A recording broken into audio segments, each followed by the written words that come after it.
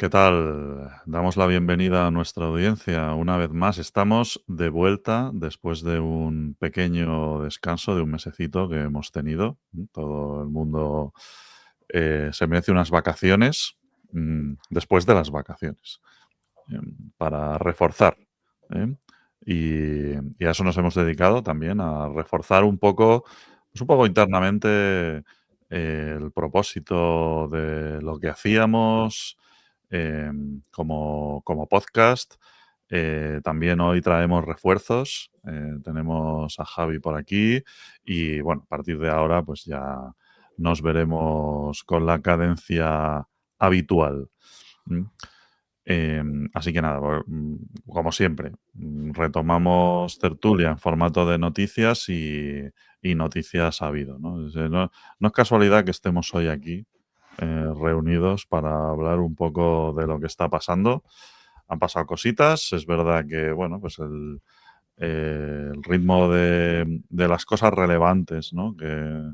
Que nos ponen sobre la mesa nuestros queridos proveedores de soluciones de inteligencia artificial, pues no tiene un ritmo regular, es un poco, bueno, cuando sale de las narices, lo que sabemos es que va a pasar algo siempre y recientemente pues han pasado cosas y las vamos a comentar hoy.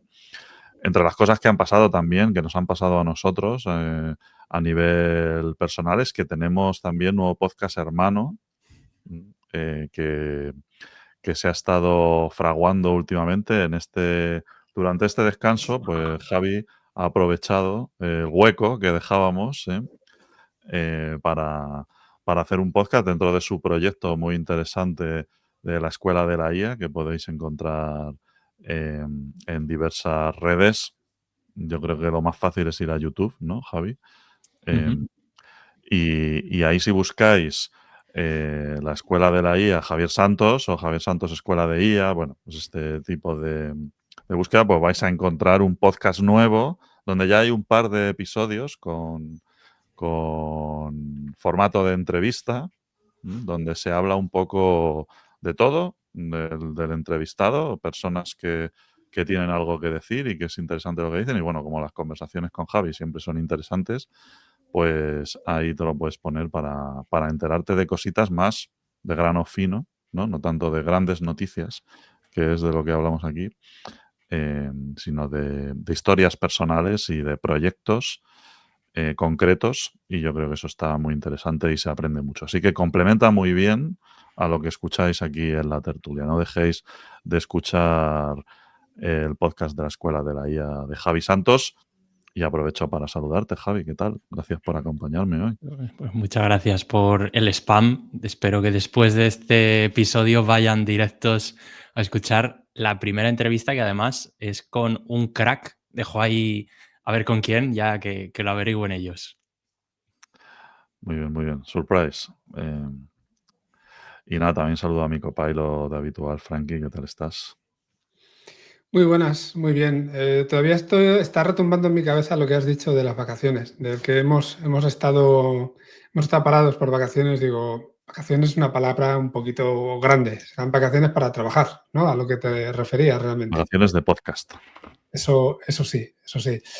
Y quería aprovechar pues para echar de menos a nuestro habitual, a Corti, Mm. habitual, vamos a decir últimamente habitual faltante al programa, ¿no? Porque ha tenido también mucho movimiento, mucho evento y los últimos meses después del verano, la verdad es que han sido locos para él y es verdad que no se ha podido pasar en más de alguna ocasión tampoco. Pero bueno, la idea es, como decías, retomar esa, iba a decir, no sé ya si cadencia habitual o carencia habitual, pero bueno, retomar el programa y empezar a tirar a partir de ahora también con, bueno, ya veremos la periodicidad, eso es cierto que es algo que todavía tenemos que dar una pequeña vuelta, pero seguir apareciendo por aquí. Mm. Y yo creo que Corti, al lío, ¿no? Ya has hecho suficiente spam sobre Javi, que yo todavía no me he escuchado ninguno, me vais a perdonar, pero en cuanto que me lo escuche, voy a proclamarlo a los cuatro vientos por todas partes. Seguro que el programa estuvo más que interesante con vosotros dos. está muy guay. Corti, bueno, o sea, yo también saludo desde aquí, volverá dentro de poco. Y es una persona que cuando llegan estas épocas de mucho trabajo, que yo lo he hecho vacaciones, no se puede decir ni que sea un eufemismo, es directamente una mentira. Pero claro, los hay que, en mi caso, ¿no? Si tienes mucho trabajo, lo que ocurre es que te encierras bajo llave. Y Corti hace lo contrario. Corti, si tiene mucho trabajo, lo que hace es estar en todas partes a la vez, ¿no? No para. Yo no sé cómo lo hace, la verdad. Pero sí, ahora es una época muy intensa para él, muy intensa. Así que, claro, Corti no está aquí, pero seguro que te aparece por algún sitio. Igual te lo encuentras en el momento más inesperado. Así que nada, ya a partir del próximo podcast estará con nosotros. Y venga, vamos con las noticias si queréis. Yo, como he empezado hablando, por no romper la cabeza a nadie, pues voy a empezar con la mía. ¿Vale? A mí hay una cosa que ocurrió ya hace un par de semanitas que yo quería traer al podcast y que creo que mm, está es una cosa relevante y que sigue vigente como para hablar de ella porque cambia mucho un poco la foto de lo que es el escenario de la IA a nivel de stakeholders y grandes players y estrategia, si queremos verlo así, que es la salida de Jan LeCun de Meta. ¿Vale? Jan LeCun, pues bueno, para que quien aún no le ubique o no esté muy al día de quién es quién en el mundo de la inteligencia artificial, pues es uno de los padres de la inteligencia artificial moderna, digamos, ¿no? Ganador del premio Turing hace pocos años por sus contribuciones a las redes neuronales, padre del deep learning. Principalmente Jan LeCun ha tenido aportaciones muy relevantes en el mundo de las redes neuronales convolucionales, que fueron, bueno, quizá las grandes responsables de que el deep learning en la revolución anterior a los LLMs, que derivó en los LLMs, porque al final todo viene de lo mismo, pues tuviera todo esto un impacto grandísimo en nuestras vidas, básicamente, porque las redes neuronales convolucionales habilitaron usos de la inteligencia artificial que antes pues eran prácticamente ciencia ficción. Esto de reconocer tu cara cuando entras en el metro, como hacen en algunas ciudades del mundo. Pero bueno, cosas que usamos todos, ¿no? Como reconocimiento de tu huella dactilar, la identificación biométrica y muchas otras aplicaciones de la IA a imágenes, pues son posibles gracias a científicos como Jan LeCun. Bueno, Jan LeCun, es una persona, una trayectoria dilatada, ¿no? Pues se integró en el equipo de Meta, él montó este equipo de Meta Fair, ¿no? De Facebook AI Research, donde estuvieron pues a cargo de los proyectos basados en LLMs, y ya sabéis que Meta lleva una línea de desarrollo de LLMs que va un poco, digamos, en paralelo, no exactamente siguiendo el mismo sendero que sus competidores directos de desarrollo de grandes modelos, grandes, con la G grande, porque modelos grandes que no lo puedes poner en tu casa, aunque también liberan, como tienen esta filosofía un poco más abierta, pues también liberan modelos pequeños, pero bueno, la línea Llama, que todos conocemos, pues estaba bajo el paraguas de este equipo, pero también es verdad que han desarrollado otras líneas de investigación y que en el caso concreto de Jan LeCun, pues él ha sido una voz muy crítica con las capacidades reales o las expectativas que se tenían sobre la capacidad de los LLMs para resolver cierto tipo de tareas que aún no resuelven, ¿no? Principalmente en cuanto a lo que se refiere al razonamiento y al conocimiento del mundo, tal y como lo hacemos las personas. Aquí ya nos vamos a hablar de la AGI casi, ¿no? Pero la AGI como una inteligencia que es capaz de resolver tareas un poco más complejas, no como Skynet, ¿no? Una cosa un poco más bajada a tierra, pues él siempre ha sostenido que esto con la línea de los LLMs no iba a ser posible. Los LLMs según Jan LeCun, pues son una herramienta muy potente en la que estamos confiando demasiado a nivel futuro. ¿Vale? Pues, ¿qué ha pasado? ¿Vale? Después de esta historieta introductoria. Esto es la foto que teníamos hasta hace 2 semanas. ¿Qué ha pasado? Pues que Meta ha cambiado la estructura interna de toda su línea de inteligencia artificial. Ha creado una nueva entidad que aglutina todo, que se llama Meta Superintelligence Labs. Y el líder ya no es Jan LeCun, o ya no era Jan LeCun, sino que pues pasó a ser Alexander Wang, que Alexander Wang pues es un emprendedor de inteligencia artificial muy joven, ¿no? Que se ha integrado, ¿no? O sea, se ha integrado dentro del ecosistema y que ha reestructurado todo y al que Jan LeCun le tenía que reportar. Creo que Alexander Wang tiene 28 años. Sí. Entonces, para sorpresa de nadie, Jan LeCun, poco después de este reorg, anunció que dejaba la compañía, ¿vale? A la que se unió hace ya bastante tiempo, ¿no? Él lleva en Meta desde principios de la revolución del Deep Learning, ¿no? Pues creo que es año 2013 o por ahí. Él ya se unió a Meta y bueno, pues ahora ya él ha dicho que pues empieza a recaudar fondos para su nueva startup, que suele ser el movimiento habitual, ¿no? Aunque, bueno, una persona con este background y de esta edad también hubiera sido posible que ya se hubiera dedicado a ser consultor de gobiernos y cosas por el estilo, ¿no? Pero bueno, parece ser que él tiene una idea en la cabeza de por dónde hay que llevar el desarrollo a nivel research en inteligencia artificial y son estos world models, que son modelos con un entendimiento del mundo un poco más profundo y un nuevo paradigma y él quiere dedicarse un poco a eso. Así que nada, esta es la noticia. ¿Qué os parece a vosotros?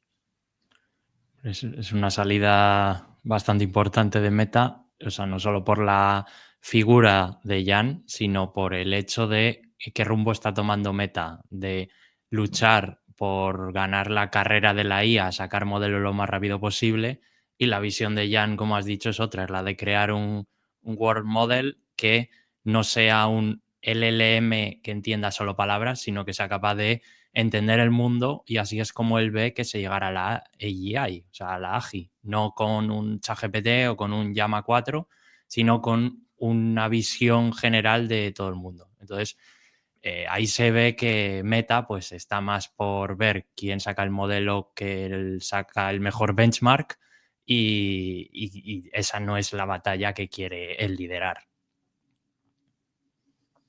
Eso es. Totalmente. Desde luego, este enfoque de Jan LeCun no es un enfoque solamente suyo. DeepMind está tirando mucho por ahí. Fei Li, que luego de hecho teníamos una noticia, si nos da tiempo comentaremos sobre este tema, también está abogando por este tipo de proyectos, ¿no? Y de enfoques, de tratar de buscar algo que no sabemos si serán LLMs o qué será, porque tiene que ser algo distinto, pero que trate de entender el mundo. Y bueno, pues yo no tengo ninguna duda de que Jan LeCun va a conseguir todo el dinero que necesite para poder poner esto en marcha. Eso está claro. Dice Javi, hay no sé si decir una guerra o qué, o desde luego un giro bastante grande dentro de Meta. Imagino que habrá habido una guerra interna previa para dar ese giro, porque ahora se convierte, si queréis, en algo más parecido a lo que es Google, ¿no? Parece. Están tirando más hacia ese enfoque que lo que venían haciendo previamente. Entonces, imagino que esa batalla que han tenido previamente la ha perdido Jan y ahora pues lo que tendrán que hacer es empezar a competir, supongo, con el resto.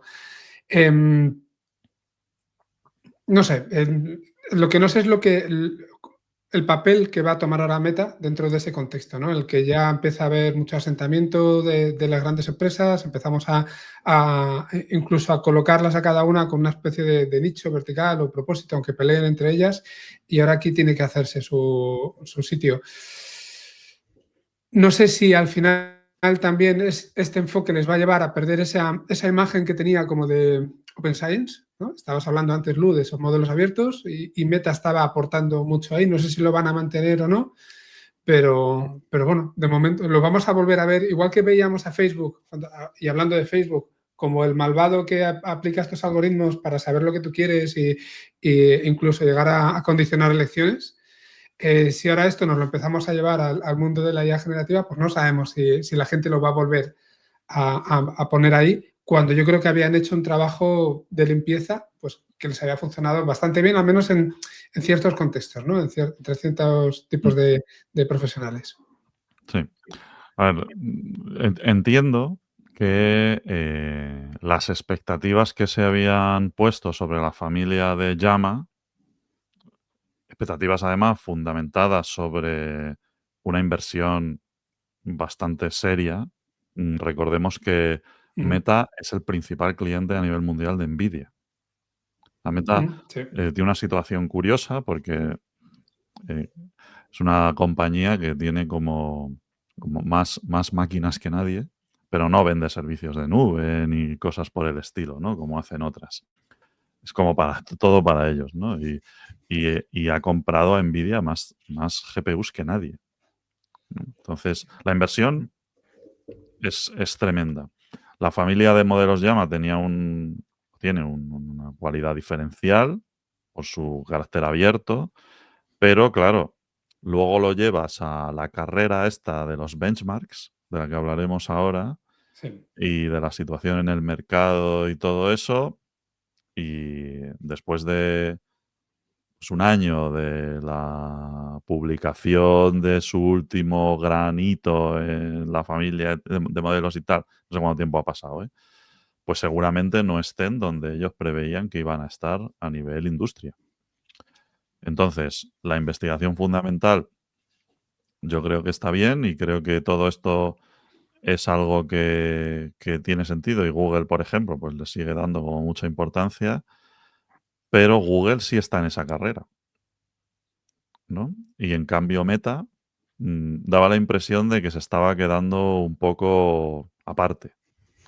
Y yo creo que eso ha tenido que llevar a discusión interna. Luego hay especulaciones también, pero bueno, esto no hay una fuente autorizada que lo haya dicho, sobre que internamente a Jan LeCun se le estaba marginando por sus opiniones acerca de los LLMs. Esto vete a saber si es verdad, ¿vale? Pero como que hay stakeholders allí dentro de Meta que estaban diciendo, nosotros no queremos esto, queremos lo contrario, ¿no? Queremos confianza y situarnos ahí y tener a alguien tan relevante internamente que esté tirando, vamos a entenderlo, piedras contra nuestro propio tejado, en fin, está expresando su opinión, pero que Sí, sí. nosotros estamos haciendo una inversión muy grande precisamente esta tecnología, ¿no? Entonces, bueno, eso quizá haya derivado, no digo marginar, porque son cosas que se dicen, pero tensiones internas, vamos, Seguro. seguro. Y además, Jan LeCun no es una persona, digamos, que te dore la píldora. O sea, es una persona que como tenga que discutir es muy duro. No es fácil. O sea, es este típico científico que está acostumbrado a que su trabajo es discutir, ¿no? Y sí, muy correcto y tal, pero vamos, no te pasa ni una. Y entonces no tiene que ser fácil. Si tú quieres llevar un rumbo que es contrario a lo que él piensa, claro. Sí. Entonces, bueno, no sé. Ya digo, son especulaciones, ¿eh? Pero A mí lo que me crea hype todo esto es, fijaos lo que ha pasado, lo que ha ocurrido en el pasado con gente potente que ha salido tarifando de otras empresas importantes y lo que han montado después y lo que han conseguido, empezando por Amodei, por ejemplo, ¿no? en su momento, pero podríamos poner un montón de casos. Y claro, llegamos a Meta, donde al final esta apuesta que están haciendo por convertirse en una empresa, estamos diciendo, más de producto, más de conseguir, de sacar modelos cada poco tiempo, más de mejorar poco a poco, dar servicio a clientes y tal, la investigación básica es lo que sufre, con lo cual un tío como Jan LeCun se va a montar una empresa. ¿Qué va a ser capaz de hacer con esa empresa? ¿No? Va a ser capaz de disrumpir tanto como han hecho otros. Y la pregunta es, si no es este tipo de perfiles, ¿puede haber otro tipo de personas que puedan montar empresas que realmente sean las que cambien? Porque tenemos ahora mismo una especie de oligopolio, ¿no? Dentro de todo esto hay empresas que son gigantescas, tanto en producto como en hardware, como en infraestructura, y que son las que cortan el bacalao. Y parece difícil pensar que pueda surgir una empresa nueva que pueda llegar a modificar esto, ¿no? O que pueda llegar a tener un papel tan importante, salvo que sea un tío, a lo mejor, no sé si como Jan LeCun, que quizá también tiene una visión de negocio diferente, ¿no? Precisamente por esto que decíamos de la investigación básica. Pero bueno, estaba justo leyendo ayer también que Jeff Bezos, está montando ahora otra empresa con un ex de Amazon y que habían levantado ya, o estaba levantando 6.000 millones de dólares o no sé qué. O sea, es esta gente la que lo va a conseguir, ¿no? Sí, quería decir que, o sea, el hecho de que Jan LeCun se vaya, puede ser que su empresa, al ir un poco en otra dirección de la que están tomando el resto, que Meta, OpenAI, Google están tomando la dirección de sacar modelos rápido, que a veces, bueno, no son tan fructíferos o tan buenos en la experiencia de usuario. Yo creo que si Jan toma esta iniciativa de intentar alcanzar una AGI que no sea un modelo de lenguaje que nos plazca, sino que sea realmente una inteligencia, una superinteligencia que sea segura y que pueda llevar a la humanidad realmente a otro nivel y no que simplemente nos diga, como hacen las IAs de hoy en día, de you are absolutely right, de tienes toda la razón. Pues yo creo que puede ser que esto sea la primera pieza de dominó que haga que muchas personas potentes de otras empresas digan, oye, pues es que a lo mejor hay que tomar otro rumbo y no hay que sacar el modelo X3.2 que va un 1% más rápido o es más potente. A lo mejor el futuro de la IAI tiene razón y es eso, hacer un supermodelo del mundo y tratar que el LLM lo entienda mejor que nosotros. Y sobre este tema de investigación fundamental y de ir al siguiente nivel y gente que se ha ido de compañías para que no voy a decir se estancaban porque no paran, ¿no? Pero de compañías como OpenAI, como tal, como Google, para intentar hacer algo diferente, pues tenemos casos previos como el de Ilya Sutskever y tal. Y también, claro, la gente, el problema es que también a nivel de consumidor final o a nivel usuario, vamos a decir, nivel usuario de la IA, nos han acostumbrado a un ritmo tan frenético de cambios y actualizaciones que nos esperamos que la investigación fundamental también sea así. Y también hay que poner un poco los pies en la tierra para hacer un cambio de estas características normalmente pues hacen falta años y lo normal es que no se produzca, o sea, que se produzcan pequeñas contribuciones cuantitativas hasta que de repente todo converge y hay un gran cambio como pasó con los LLMs, ¿no? Pero que todo eso viene de un montón de años de pues modelos prometedores, arquitecturas, etcétera, distintos usos hasta que de repente pues algo cristaliza, ¿no?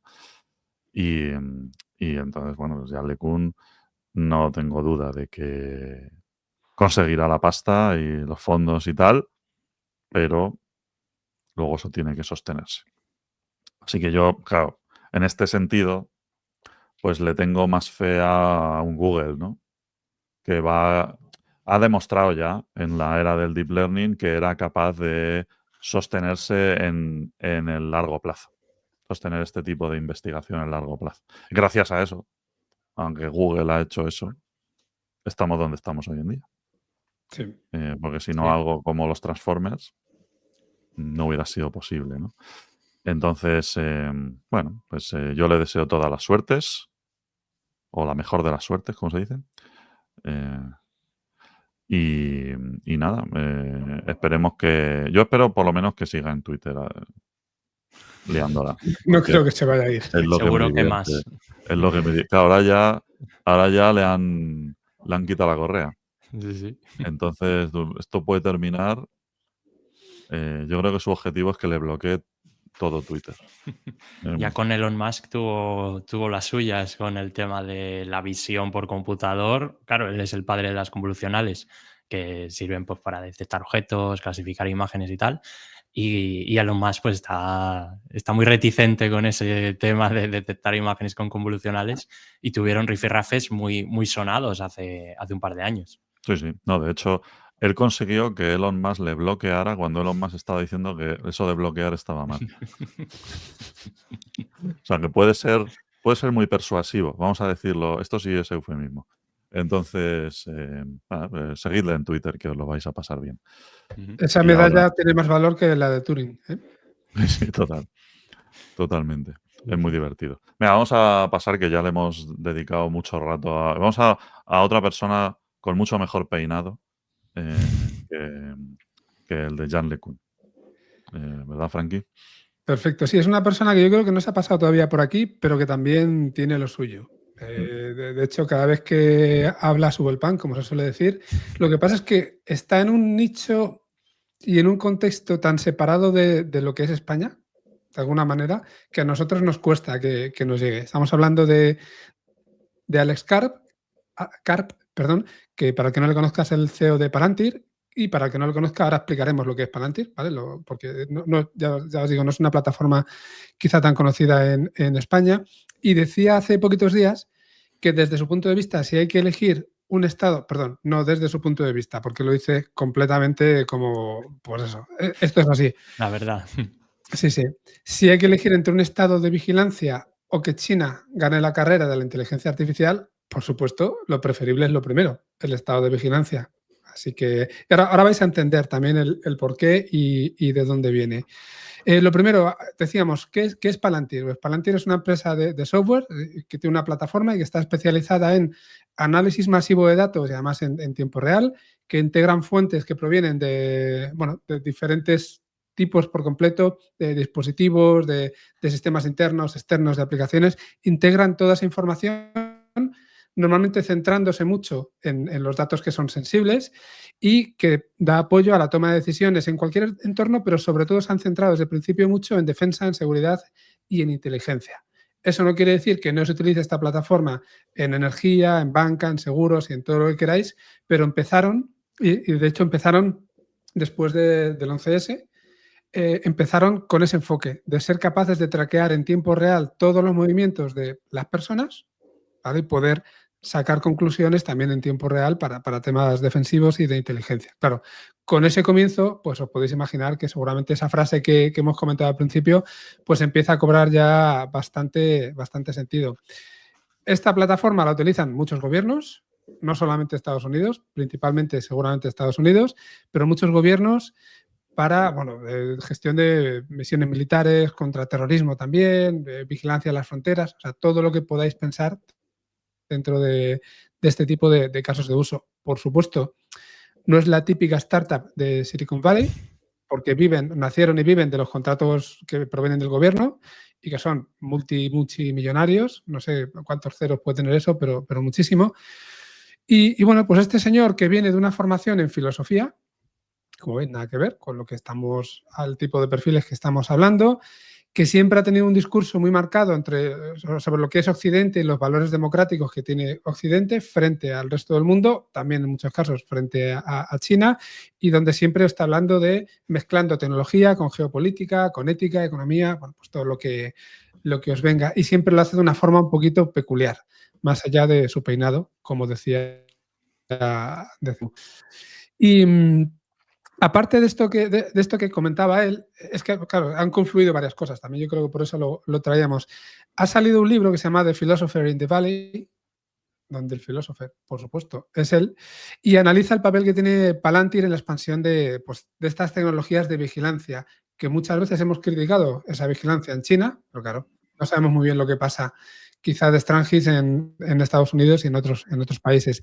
Y además, no sé si os suena un tal Michael Burry o Barry o como coño se diga en inglés, con perdón, que si alguno tiene la referencia, pues era el que destapó todo el tema de la subprime. La película, ¿cómo se llamaba? The Big Short, ¿no? Me parece. Hay una película sobre ese tema que es súper interesante para el que no la haya visto y yo recomiendo que le echéis un vistazo. Y bueno, pues esta persona lo que hizo es apostar contra los bancos en un momento en el que nadie lo veía.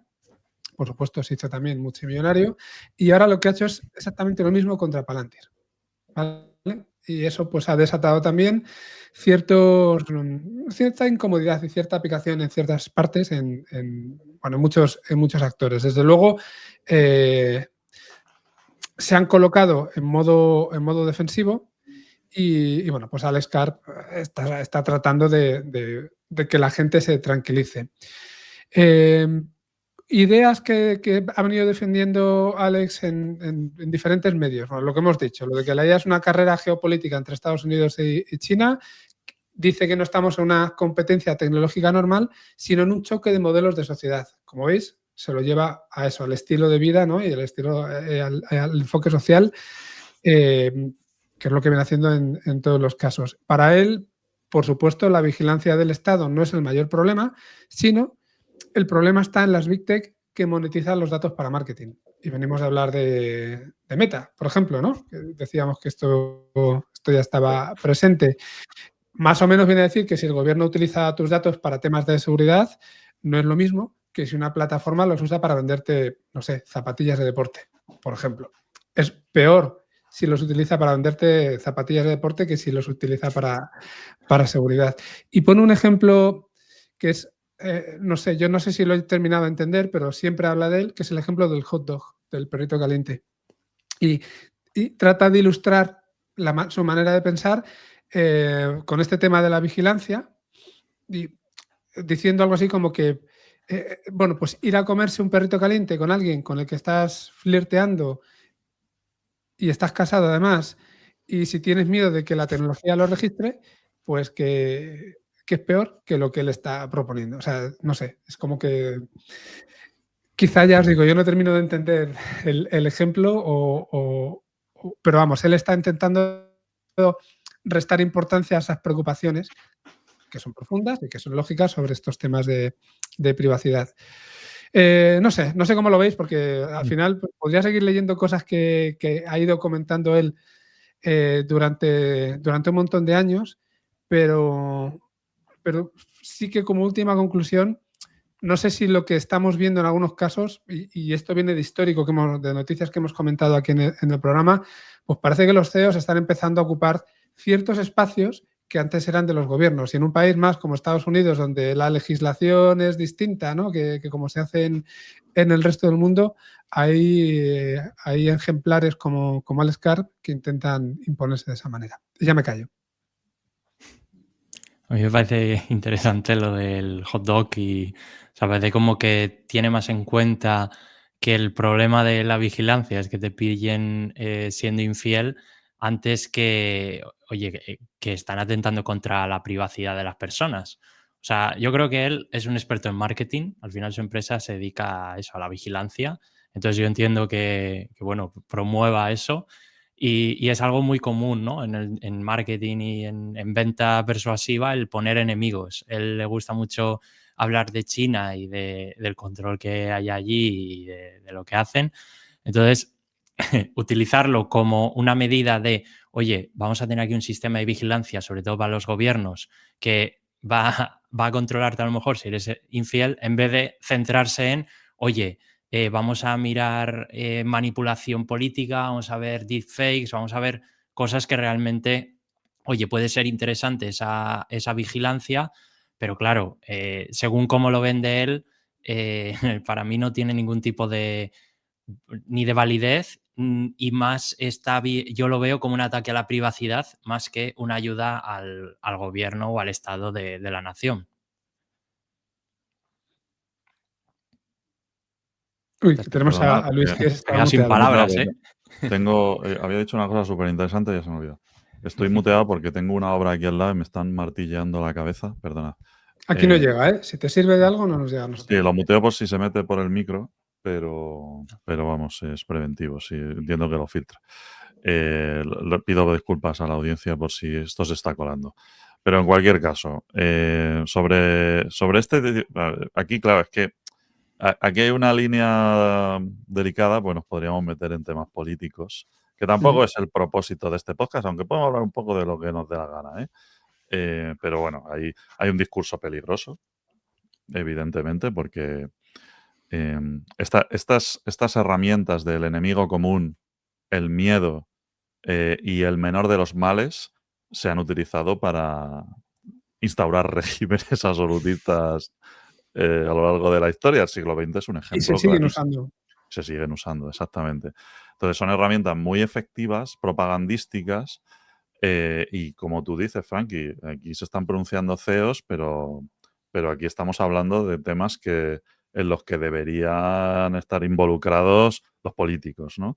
En Europa, por ejemplo, pues somos especialistas en pasarnos de la raya con esto, ¿no? Con que entre los políticos a muerte a decir cuidado. También tenemos, claro, a nosotros nos afectó especialmente el caso de Cambridge Analytica. Entonces, claro, desde Estados Unidos esto se ve, sí, tarjetearon en las elecciones de Trump a unos rednecks con anuncios en Facebook, sí, pero aquí pues se dice que esto provocó el Brexit, ¿no? O sea, son cosas graves.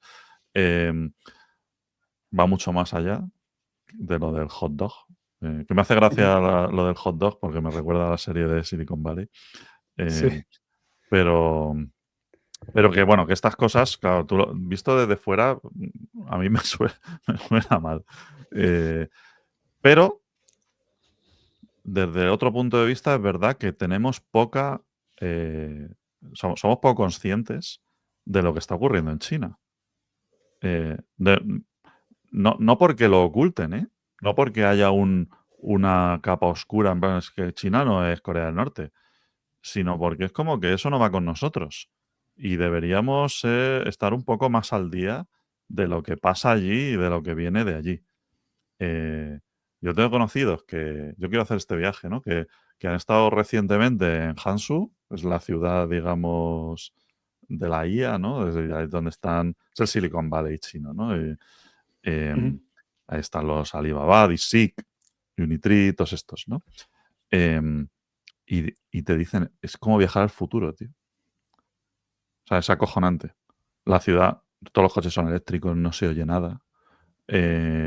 IA por todas partes, aplicaciones de todo tipo. O sea, eh, no somos conscientes de cosas que están pasando y que realmente, desde un punto de vista geopolítico y también económico, nos pueden afectar, no tardando mucho. Porque claro, si tomas la delantera de esa manera tan clara, pues entiendo que haya preocupación por parte de... Y los primeros en levantar la mano son los que les puede tocar el bolsillo, me parece bien, pero esto puede llegar mucho más allá, porque China, pues sí, son muy lanzados con el tema de tecnología y no ponen barreras y tal, pero luego tienen cosas malas también, ¿eh? Entonces, yo creo que deberíamos tener mayor conocimiento y conciencia de lo que ocurre allí. Y porque solo desde nuestro punto de vista aquí, en Europa somos consumidores, ¿no? Somos los clientes. Entonces, tendemos más, por nuestra mentalidad occidental, a fijarnos en lo que viene de Estados Unidos. También porque, bueno, también tienen mayor control sobre el mercado aquí, etcétera. Pero los chinos, poco a poco, si realmente empiezan a tener soluciones más avanzadas, mejores, más baratas, como quieras, no lo sé, empiezan a tener ventaja competitiva, pues empezará a permear y va a llegar un momento que se van a llevar el gato al agua. Y yo viendo casos como estos que me cuentan, ¿no? De, de ciudades que están ya a otro nivel, etcétera, pues entiendo que desde el punto de vista de los americanos haya preocupación, claro. Porque dicen, hostia, que nos comen por los pies. Quizá el tema es donde pones el foco, ¿no? Si el discurso empieza diciendo que entre que China gane la carrera de la IA y que hay un estado de vigilancia en Estados Unidos, prefieres eso, Claro. pues el problema es que no lo estamos llevando a un extremo que incluso estás comparando peras con manzanas, quizá. Sí, sí. Y estoy de acuerdo contigo, ¿eh? Hay que vigilar a China, seguro, y han avanzado mucho. Seguro yo no he estado allí tampoco, por lo menos si los vídeos que se ven desde fuera son reales. A nivel de robótica, por ejemplo, también están a años luz de nosotros.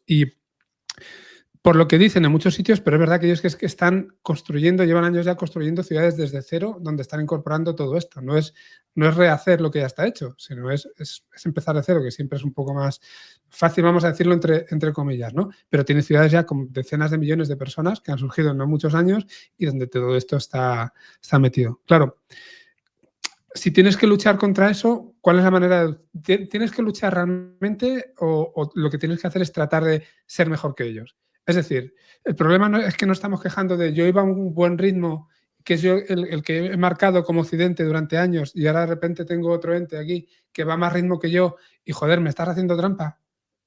Me suena a rabieta más que otra cosa.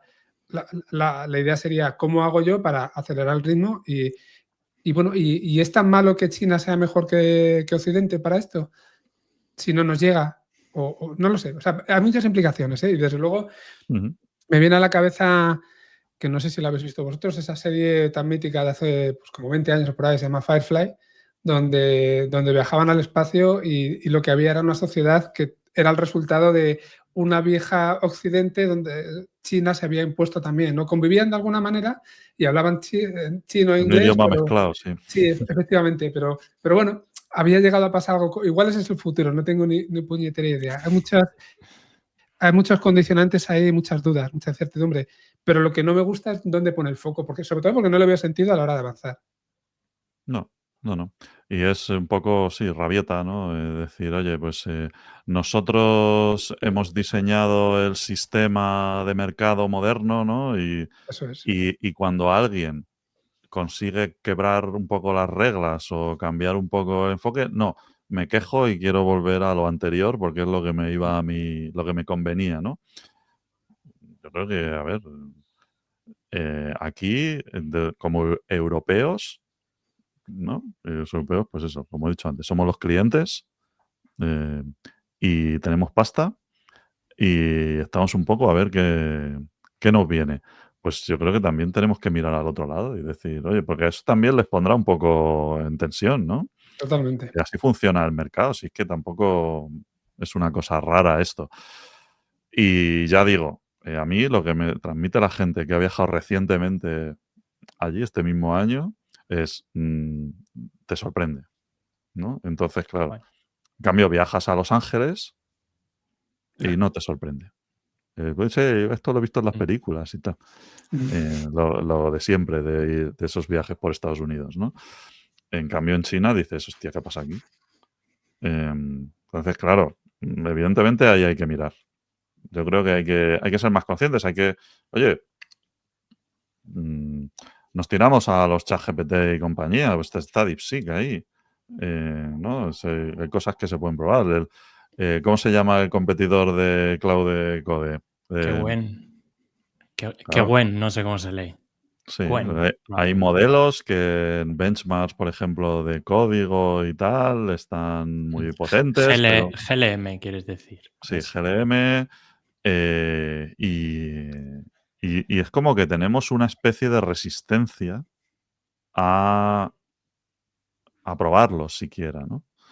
Em, Oye, pues hay que ser un poco más abiertos, que siempre te meten el miedo al cuerpo porque, "Guau, es que los datos se los están llevando los chinos, a ver lo que hacen con ellos". Bueno, pues primero, plantéate los datos tuyos que valen, ¿no? Es decir, lo que tú estás haciendo con la interacción que tienes con el LLM, no digo que esto sea una tontería, pero que la mayor parte de las cosas que tú haces tampoco es que las quieras ocultar y luego que tampoco sabes lo que están haciendo por el otro lado, No. ¿no?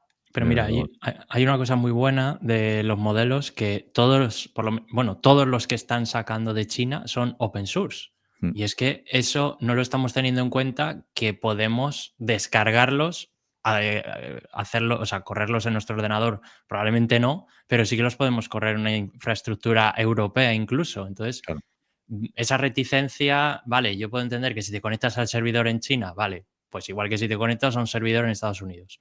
Pero, oye, tienes la ventaja de que tú te lo puedes instalar en infraestructura europea de España o en tu pueblo si quieres.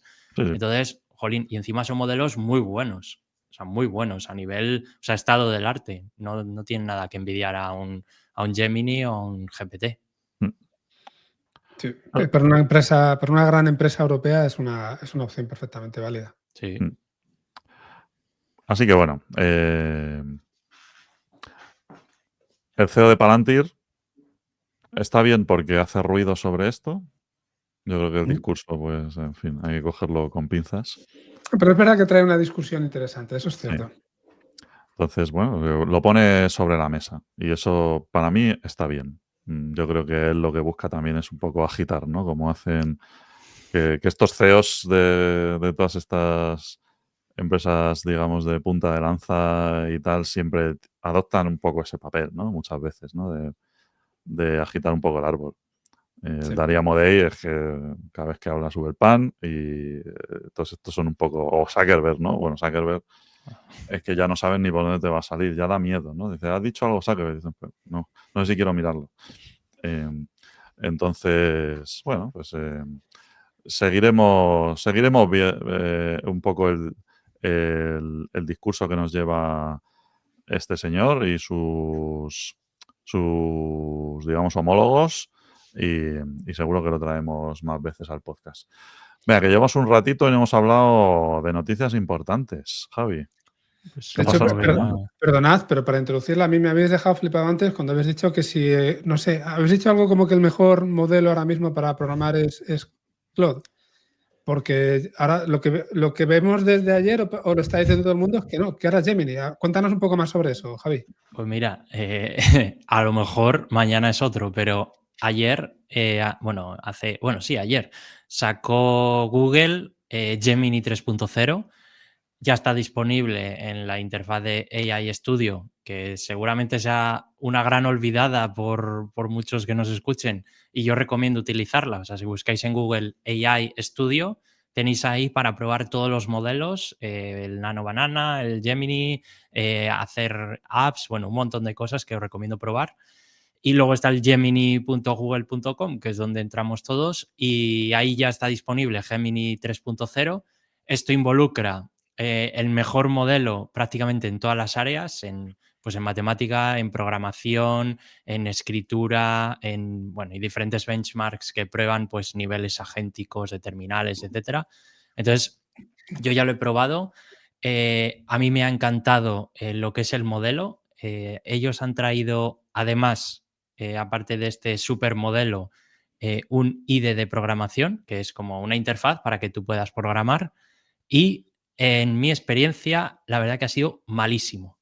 Entonces, tenemos dos partes, dos lanzamientos, Gemini y el IDE de programación. Gemini 3.0, una maravilla. El IDE de programación, en mi experiencia, malísimo por varias razones. La primera, una única interacción. O sea, solo te deja con el plan. Bueno, nosotros tenemos un plan bastante tocho, pero solo me ha dejado una interacción. O sea, que si alguien pone hola, ya ha perdido ese turno.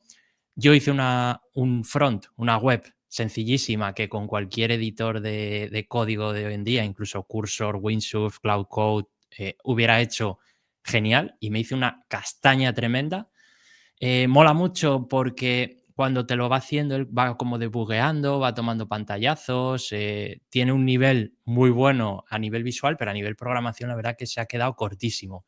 Y yo creo que esto no viene por el modelo, porque el modelo en sí es muy bueno. Yo lo he probado en la propia interfaz y funciona muy bien, pero lo que han sacado, que no deja de ser una copia de VS Code o de Windsurf para programar, se queda muy, muy por debajo. Entonces, eh, lo que hemos comentado alguna vez aquí, tienen diferentes departamentos en Google porque ellos ya tenían un CLI, como un Cloud de Code, que es Gemini CLI, que funciona bastante bien, y la sensación que me da es que no están utilizando ese aprendizaje para este IDE que han sacado, para esta interfaz visual de programación. Entonces, jolín, una empresa tan grande, claro, es un problema, es una empresa tan grande que tiene mini empresas trabajando en cosas muy parecidas, pero me da la sensación que no están comunicándose entre ellas. Entonces, la verdad que me dejó muy decepcionado lo que es el IDE de programación, pero Gemini 3.0, la verdad que es un pepino, funciona genial. De momento, noto mucha diferencia con GPT 5.1, que también salió hace poco y que era también de lo más top a nivel usuario, quizá en programación no, pero a nivel utilidad sí. Entonces, bueno, yo no sé si os ha dado tiempo a vosotros a probar Gemini, pero en mi opinión es está muy por encima del 2.5 que ya era top. Está silenciado, Lu. Sí. Sí, es un salto, parece un salto grande. La parte de código sorprende, pero es que hemos hablado mucho de esto que tú has dicho, ¿no? De que parece que van por distintas líneas y que no tienen la capacidad de que parte del conocimiento se transfiera, porque Google en su modus operandi habitual pues hace muchos productos, ¿no? Tienen una capacidad tremenda y sacan cositas. Entonces, claro, tú tienes ahora mismo, por ejemplo, para interactuar directamente con sus modelos, ya simplemente en modo chatbot, tienen más de una interfaz. ¿De cuál uso? Bueno, hay una por defecto, luego hay otra, como tú has dicho, hay Studio, que es más potente, tiene más cosas. Luego, por otro lado, tiene una herramienta increíble que es Notebook LM, que no tiene nada que ver, ¿no? A nivel de progreso y tal. El Gemini CLI y El cualquier cosa que se inventen. iStudio, o sea, el Claro, iEmote perdón, de cuando haces búsquedas también. eso Sí. es. Luego la integración, tiene otro chatbot, la integración con Google Workspace. Claro, al final dices, bueno, esto está por todas partes, pero curiosamente la performance es como desigual, ¿no? Y es que no es solo el modelo, sino todo lo que tú construyes por encima, pues tú para hacer una herramienta de programación, pues tienes que definir una serie de flujos, de comportamientos, de... Pues esto, en un momento dado decido ponerme a debuguear o a hacer un pantallazo o lo que sea. Y en eso parece que todavía no han encontrado el punto, ¿no? Y como siempre suele hacer Google, experimentan con nosotros, es decir, nos lo sueltan y a ver qué pasa. Entonces Además, hay una probabilidad de que esto se descontinúe porque de repente alguien llega hasta aquí en un momento dado o que lo intenten llegar al siguiente nivel. yo creo que, o sea, hace unas semanas, bueno, meses ya, es que como pasa el tiempo tan rápido, pero habían adquirido varias personas muy top de Windsurf, que Windsurf era es una compañía que es como Cursor, como VS Code, agéntica que te permite programar, y habían cogido a los más top de ahí. Y es que este IDE agéntico es es un fork, que quiere decir un fork, una copia que coges y tú adaptas a tu entorno. Entonces, en vez de poner Windsurf, pues pone Anti-Gravity, que por cierto no hemos dicho el nombre, se llama Anti-Gravity. Y es que, bueno, hay usuarios que han reportado ya que en algunos sitios ponía, creo que se llama Codemium, no sé cómo se llamaba antes, que ni siquiera les habían dado cuenta a quitarlo. Entonces, bueno, Windsurf funcionaba bien y esta la sensación que me da es que funciona todavía peor. O sea, no veo una mejora ni una razón para utilizarlo hoy en día. Lo único positivo, que esto sí que me gustaría comentarlo, que es que este IDE te permite usarlo con Claude y con GPT OSS. O sea, que no se han basado en que este IDE sea únicamente para Gemini, sino que permite que puedas usar Claude 4.5 y el GPT open source. Entonces, bueno, eso es un punto a favor, pero aún así es que mi experiencia ha sido horrible. Quizás porque lo han lanzado y estaban en beta o yo qué sé, pero le daré otra prueba la semana que viene, pero muy mal, muy mal. Volviendo al modelo general, yo no lo he podido usar mucho, ¿eh? Lo he usado muy poquito. Lo poquito que lo he usado no me ha gustado, no me sentía como... No digo que las contestaciones no hayan sido buenas, es más un tema de formato. No me sentía como lo que yo estaba acostumbrado a utilizar de Gemini y me encuentro ahora mismo más cómodo con ChatGPT. A mí, por lo menos, lo que me pasa para el tipo de tareas que hago es que voy pasando de uno a otro en función de cómo van mejorando, ¿no? Entonces, lo poquito que lo he usado, ya os digo que no me ha gustado mucho, pero lo que he leído es que tiene bastantes alucinaciones y que quizá no es tan consistente, ¿no? Como lo es ahora mismo ChatGPT 5.1, por decirlo así. No sé si sobre este tema vosotros habéis visto algo. Yo he visto fallos en respuestas, o sea, de inventarse palabras, no ¿Mm? respetar nombres, cosa que con GPT 5.1 y con el 4 y con el 5 no lo había visto. No sé si es por un poco de precipitar, o sea, de que lo han sacado un poco de manera precipitada y a lo mejor en español no está tan perfecto, pero las respuestas que me ha dado a mí sí que me han gustado, quitando estos fallos de tipografía, y a lo mejor es verdad que sí que la estructura es un poco diferente a lo que venimos viendo, porque a mí, por ejemplo, estaba haciendo un tema de una redacción y me había separado en 10, como en 10 partes, un texto con un párrafo de 3 líneas, cosa que en ChatGPT pues eso no lo suele hacer. Entonces sí que es verdad que hay un cambio de formato. Para escribir a lo mejor puede ser que no sea el mejor. En programación, quitando el IDE, a mí me ha gustado mucho lo que me ha generado cuando lo he usado en la propia interfaz. Entonces quizá para escribir puede ser que ande, por lo menos en español, que ande todavía un poco flojo. Es posible. Sí, suele ser, con Google suele ser una cosa, el tema del idioma, que es un condicionante de la performance. Y ellos mismos en las herramientas, por ejemplo, de Workspace, ponen disclaimers sobre esto. Esto en español, en idioma que no sea en inglés, aún está en desarrollo y cosas por el estilo, ¿no? Quizá ese fine-tuning no lo tengan tan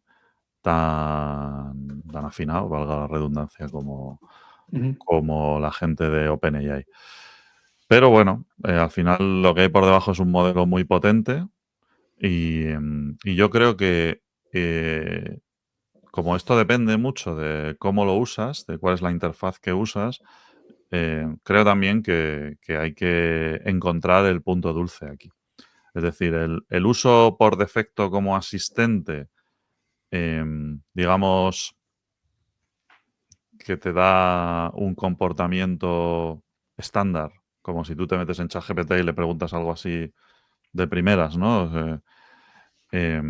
Sin haberlo configurado ni nada, o si te metes en Gemini y haces lo mismo, pues puede darte una sensación de que está como menos afinado, pero si tú te metes en iStudio, por ejemplo, y usas unas capacidades un poco más profundas, yo creo que puedes conseguir una performance bastante seria, ¿eh?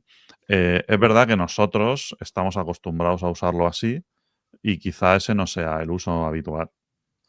Sí, Que sobre hace la todo gente. el tema de la temperatura es lo que yo más toco en el AI Studio, que lo primero que hago siempre es ponerla en 0. Quizá, por lo menos por el uso que doy yo, no me interesa que divaguen y que se invente Claro, cosas. Entonces, en gemini.google.com ahí no puedes tocar ese no puedes parámetro, que hacerlo, claro. entiendo que por defecto no es 0. Entonces puede ser que por ahí venga la divergencia un poco entre el uso que he visto y el uso que da la gente. Mm. Pero vamos, yo como recomendación creo que hay que profundizar en estas herramientas. Creo que, y no hablo solo de Gemini, ¿eh? Gemini, bueno, pues acabamos de tener un anuncio hace poco y Google tiene la parte esta de que tiene como muchas cosas y muchos productos y tal, y puedes jugar. Pero, por ejemplo, pues Claude es una herramienta, no Cloud Code, sino Claude como asistente, ¿no? Es una herramienta que es muy potente para determinado tipo de casos de uso. Y yo creo que en muchos casos se infrautiliza, ¿no? Eh, como hay mucha actualización y una carrera y todo eso, pues yo creo que tenemos que ser capaces de desarrollar un criterio sobre para qué usamos cada cosa. Y bueno, trae un poco de trabajo extra, pero es que si no estás vendido, ¿no? Claro. Un poco o sea, si tú solo usas ChatGPT y lo usas siempre igual, pues depende de lo que a ellos les apetezca. Y por ejemplo, el CEO de Perplexity, que no me acuerdo el nombre nunca, eh, hablaba en tiempos del lazy prompter, ¿no? O del lazy user y que las IAs tenían que ir orientadas a esto y ahora esa idea es como que ha cambiado bastante, ¿no? Y se habla más de garbage in, garbage out. O sea, si tú pues no dices bien lo que quieres, pues no esperes una respuesta que te vuele la cabeza, ¿sabes? Sí. Eso es. O espera por lo menos alucinaciones, porque la IA lo que hará será rellenar los huecos con las cosas que se le ocurran. Entonces, yo creo que como usuarios, tenemos que tener esa mentalidad todavía de vamos a jugar un poco más. Sí. Sí. Y así es como se consiguen los resultados. Creo que Gemini 3.0 es un modelo del que se pueden extraer resultados impresionantes con algo de trabajo. Yo no sé si habéis visto el vídeo de 12SV que sacaba pues el mismo día que salía Gemini. No digo el día que soy, para los que lo escuchen en otro momento, pero el mismo día que lo sacaba. Es verdad que los ejemplos que pone él son muy variados. No está tan centrado en lo que hemos hablado de asistente como para la parte de texto o para la parte de programación. Y que, no sé si son los usos menos extendidos, pero por lo que él enseñaba ahí, hay cosas bastante chulas, ¿no? Y parece que funciona pues, mejor que ChatGPT 5.1 para algunos temas interesantes. Seguramente eso no son el core de lo que más lo utilizamos nosotros, pero sí que se siente, según eso, como que es un modelo bastante avanzado. Sí, una cosa, puntualización, o sea, 12SV para mí es un referente, pero decir que le dieron acceso una semana antes a que pruebe el modelo y por eso hizo el vídeo y tal, entonces bueno, que habría Sí, que sí. verlo en un caso de uso con cero conflictos de interés, ¿no? Ujú. Bueno, O sea, yo no digo que... como siempre pasa en estos casos, ¿no? Pero bueno, yo creo que, a ver, también él genuinamente querrá transmitir Sí, ¿no? su experiencia y luego todos tenemos un sesgo. Nosotros Sí, también, ¿eh? Aunque no parezca. por supuesto. No solo la IA, ¿no? Pero bueno, pues esa es la noticia. No sé si ¿nos hemos dejado algo de Google? ¿De anuncio? Bueno, pues Vamos a hablar. ha metido eso en todo, en las imágenes, en el AI Mode, que eso es importante también, y bueno, ya está todo, ya lo tiene todo el mundo por defecto ese modelo, se ha ido rápido. ¿Y ha pasado algo después de lo de Google? ¿Alguna cosa relevante? Nosotros no decimos el día que soy, pero decimos que esto pasó ayer. Ujú. De hecho, pasó Entonces, no ayer, hace 2 días. hace 2 días ya, vamos tarde. Ya Habló, lo mismo ha salido otro. habló Elon, ¿no? Sí, mira, justo ha puesto un Venga, Javi, tuit ¿qué pasa con Grok? rápidamente, salió hace unos días Grok 4 y ahora ha salido Grok 4.1 Fast. Es que ahora todos los modelos son 4.1, 5.1. Bueno, pues han sacado Grok 4.1 Fast, donde Elon, bueno, no solo Elon, sino una web que me encanta que se llama artificialanalysis.ai, que de manera, bueno, autónoma lo que hace es analizar todos los modelos, ha determinado que Gemini no es el mejor en todo, sino Grok 4.1 Fast le gana en Agentic Tool Use. ¿Vale? En el resto no, pero bueno, es una cosa que Elon ha glorificado y ha dicho que por lo menos el tweet literal es Grok 4.1 Fast con el reasoning activo acaba de ganar a Gemini.3. Ya está. Ese es el titular. Bueno, acaba de ganar a Gemini.3 en el benchmark de Agentic Tool Use. ¿Vale? Pero bueno, oye, que hay más modelos. Eso es un poco la moraleja que hay que quedarse, que Grok está bien, Gemini está bien, Claude, lo que habéis dicho antes, depende del uso. O sea, para Agentic Tool Use, pues tiene sentido usar un Grok, por ejemplo. Y luego, bueno, cuando viene un anuncio de estos, pues tenemos que esperar que vienen otros detrás, porque ya sabemos cómo funciona el tema. Siempre hay eco, siempre vienen por ahí. Así que no tardando mucho, pues volveremos aquí en la tertulia a hablar de lo que ha dicho la competencia de Google, que seguro que no nos van a dejar esperando mucho tiempo. Y nosotros pues seguiremos probando, haciendo uso de estas herramientas, viendo hasta dónde llegan y las actualizaciones y, por supuesto, a vosotros, querida audiencia, informando puntualmente. Esta vez sí. Así que nada, muchas gracias por acompañarme a los dos. Gracias a ti, Lu, por tenernos aquí. Muchas gracias. Y nada, nos vemos a la próxima. ¿A dónde Digo, tienen Javi. que ir ahora? ¿A dónde hay que ir ahora? Tienen que ir a escucharse las dos entrevistas ya que hay. Vais tarde, ¿eh? La escuela de IA de Javier Santos, buscadlo así en YouTube y encontráis ahí unas charletas buenísimas para pasar el rato. Sobre Sí, todo la nada. primera. ¿Duran tipo Jordi Wild o cómo? No. Tipo la tertulia. Vale, bien. Está bien. Eso es manejable. Lo justo y necesario. Así es. Así que nada, os dejamos entonces con Javi Santos y la escuela de la IA. Nos vemos en la próxima. Un abrazo a todos. Un Hasta abrazo, hasta luego. luego. Chao.